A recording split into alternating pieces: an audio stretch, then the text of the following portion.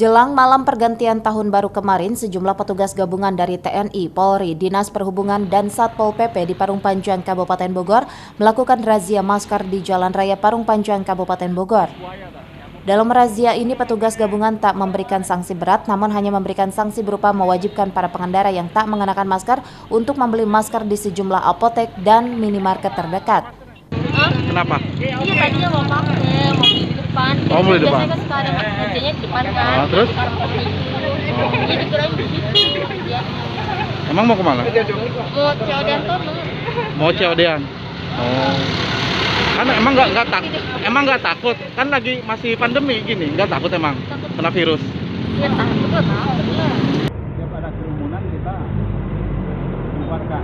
Di tempat-tempat nongkrongnya anak-anak muda di pesantren, kemudian ada acara-acara tempat bazar atau ini yang ada di jualan-jualan di kaki lima, kita bisa berikan himbauan agar tetap menggunakan prokes protokol kesehatan.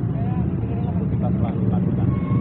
Selain Polsek, dari instansi mana aja yang ikut ini? Selain Polsek, ada dari Satpol PP, kemudian itu juga dibantu oleh Koramil.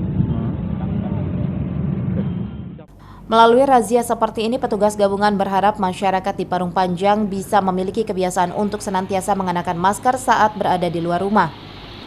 Dari Parung Panjang, Kabupaten Bogor, Iwan Setiawan melaporkan.